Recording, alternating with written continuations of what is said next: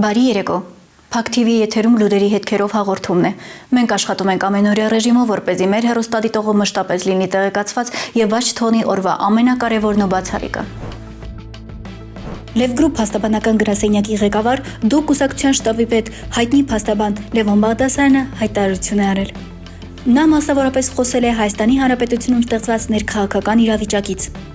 Սա պայքար է ոչ թե անձերի, այլ համակարգի դեմ։ Սա պատերազմ է ոչ թե մարդկանց, այլ անօրինականության, ստի եւ կեղծիքի դեմ։ Սա գործընթաց է ոչ թե վրեժի, այլ պետություն կառուցելու։ Այստեղ չկա հինը եւ նորը, կա օրինականը եւ կա հանցավորը, կա պետական մտածողություն եւ կա պարազիտային մտածողություն։ Քաղաքական գործիչը, առավել եւս քաղաքական լիդերը, ով գտնվում է իշխանության բուրգում կամ ձգտում է իշխանության, պարտավոր է ազնիվ լինել, նախ ինքն իր առաջ, ապա այն լսարանի, որի առջև խոսում է։ Իրավամբ յուրաքանչյուր մարդ կարող է ունենալ այս կամ այն բացասական գիծը կամ անցյալում կատարած այս կամ այն զանցանքը, սակայն հասարակության առաջ ստելը, իրականությունը կեղծելը, սեփական արածի կամ չարեցի համար դիմացինին մեղադրելը կամ արդարանալը անընդունելի է։ Ցավոք 30 տարի շարունակ հենց դա ենք տեսել։ Մասնավորապես անձով լուրջ քաղաքական հայտ է ներկայացրել առաջիկա ընտրություններին, ամերիկեն խուսափում է պարզ հարցից, ինչու դու եւ քո մերձավորները չեն ծառայել բանակում։ Բերվում են բոլոր հնարավոր պատճառաբանությունները բացի ճշմարտությունն ասելուց, իսկ ճշմարտությունն այս է. ընտանեկան միլիոնները պատ էին դարձել, որոնք վերածվել են անձեռնմխելիության թե բանակ չծառայելու, թե մնացած բոլոր հարցերում օրենքից վեր կանգնելու համար։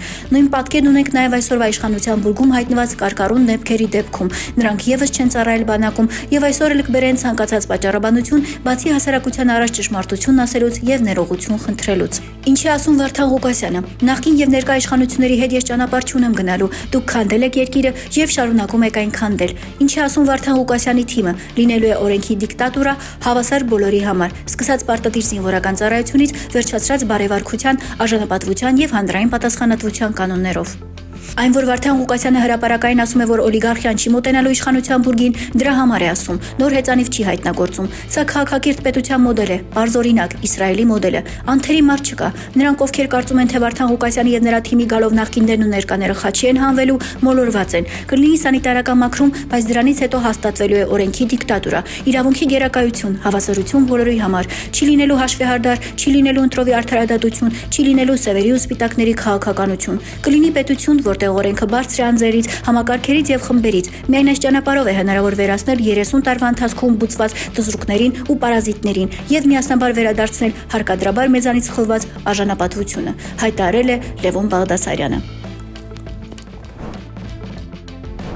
Նիկոլ Փաշինյանը բենդ է ստեղծել, որի անունն է Վարչաբենդ։ Հիշեցնենք, որ երկրի ղեկավարը սկսել է հարվածային գործիքներ նվագել, որի մասին նա պատմում է տեսանյութերով։ Փաշինյանը սոցհարթակներում ակտիվ տարածում է հոլովակներ իր փորձերից։ Վերջերս էլ հայտարարեց, թե հրավիրելու է պարահրապարակ, բայց չհստակեցրեց սպասվող համերգի տեղը։ Ըստ էության, այնտեղ նվագելու է նաև այս բենդը։ Մենք նվագում ենք, դուք պարում, գրել է նա սոցիալական ցանցում։ Նշենք, որ բենդի լոգոյի վրա Փաշինյանի հանրահայտ սրտիկն է, որը ըստ լուրերի ակտիվորեն կիրառվելու է նաև առաջիկա ընտրություններին։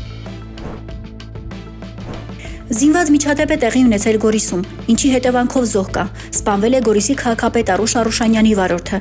Ըստ տեղեկությունների վեճի ժամանակ նռնակ է պայթել, որի հետևանքով էլ սպանվել է վերջինս եւ երկար ժամանակ Հայաստանում չբնակված նրա հեռավոր բարեկամը։ Համացանցում տարածվում են Գորիսում տեղի ունեցած պայթյունի դեպքի վայրի կադրերը։ Նշենք, որ համացանցում տարածված լուրերի համաձայն պայթյունը տեղի է ունեցել համայնքապետի վարորդի եւ նրա հորեղբոր որդու միջև ծագած կենցաղային պապական տունը կիսելու հարցի շուրջ վեճի հետևանքով։ Ոստիկանությունից էլ հայտնում են, որ կենցաղային հարցերի շուրջ տեղի ունեցել վիճաբանություն, ինչի ընթացքում 45-ամյա Վարուժան Յոլյանի ձեռքի նռնակը պայթել է։ Վարուժան Յոլյանը եւ 38-ամյա Արմեն Յոլյանը մահացել են, իսկ վիճաբանությանը ներկա Գորիսի 30-ամյա բնակիչը ստացել է վնասվածքներ եւ տեղափոխվել բժշկական կենտրոն։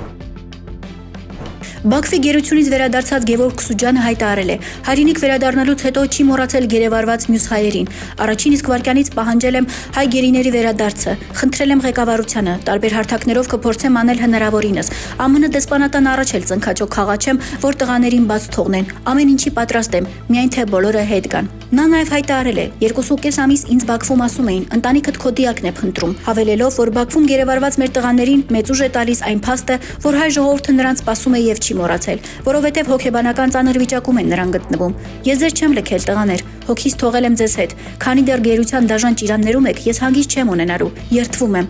հայտարարել է Գևորգ Սուջյանը։ Նա նաև իր հիասթափությունն է հայտնել, որ նախագահ Խաչատուրյանը Ալիևին շնորհակալություն էր ուղղել։ Շնորհակալություն հայտնել Իլհամ Ալիևին այն դեպքում, երբ Ադրբեջանի բանտերում ունենք բռնի եւ ապօրինի պահվող պատանդներ, ինձ համար անընդունելի է։ Դա ունի այսպիսի հասկացություն. ինչ անում ես, ճիշտ ես անում Ալիև։ Ինչքան կարաս պահիր ու ուսեմացրում ես բոլորիս։ Սա մեր ազգի պատիվն է, հայտարարել է Գևորգ Սուջյանը։ Միացյալ Նահանգներում ձնաբքի պատճառով ավելի քան 730,000 մարդ մնացել է առանց էլեկտրաէներգիայի։ Էլեկտրաէներգիայի անջատումների ամենամեծ թիվը գրանցվել է Տեխաս, Լուիզիանա, Միսիսիպի եւ Թենեսի նահանգներում։ Չեղարկված չվերթների թիվը գերազանցել է 10,000-ը։ Ազգային օդերևութաբանական ծառայության կանխատեսման համաձայն արևելյան Տեխասից մինչև հյուսիսային Կարոլինա տարածաշրջանում սպասվում է առատձյուն եւ վտանգավոր մերկասառույց։ Առնվազն 21 նահանգում հայտարարվել է արտակարգ դրություն։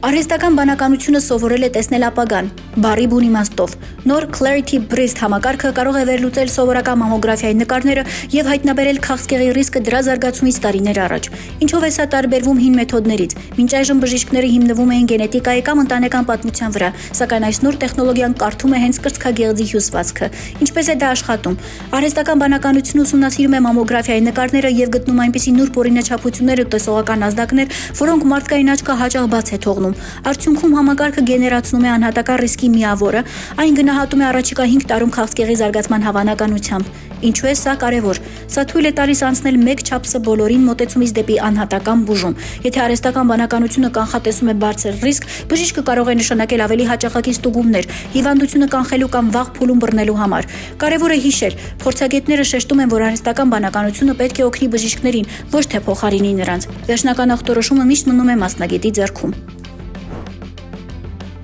Եվ վերջում օրվա տեսանյութ, արխիվային կադրեր Դադիվանքից։ Դադիվանքի վանահայր տեր Հովհաննես Քահանա Հովհաննիսյանը իր վերջին պատարակն է մատուցում Արցախի օկուպացիայից առաջ։